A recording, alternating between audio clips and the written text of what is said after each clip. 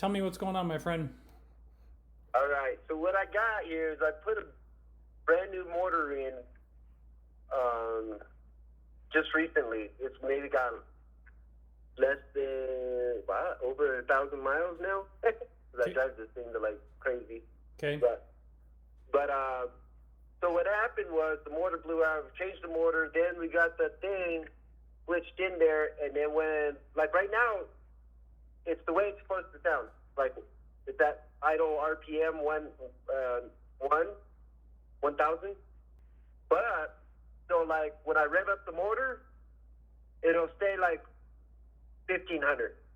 Oh, okay. And then here's the trick to it. So when I push in the clutch, like I'm not driving or nothing, then I push in the clutch, it'll calm down the idle. Is the check engine light on? So it wants to rev up and then it calms down. Okay. And your question to me is what could be causing this? What keeps causing this, or how do I adjust that? So is the check engine light on? Are there any codes in the computer? Nothing. Okay. Have you plugged into the computer to check for codes?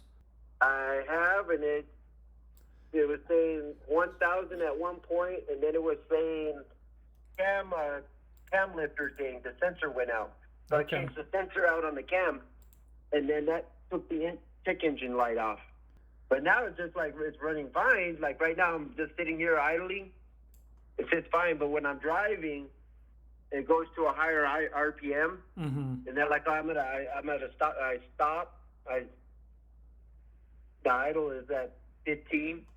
Okay. And then when I push the clutch in all the way, it has to be all the way. I have to push the clutch all the way in, and then the idle will go down.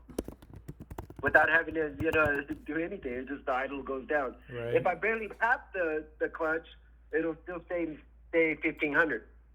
Has anybody checked for vacuum leaks?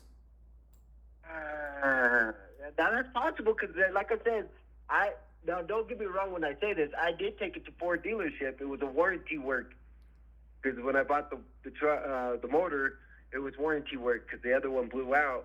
Okay. And then when they took it, they didn't attach everything, so I couldn't tell you 100% that they put all the hoses back together. Okay. And that could be it too.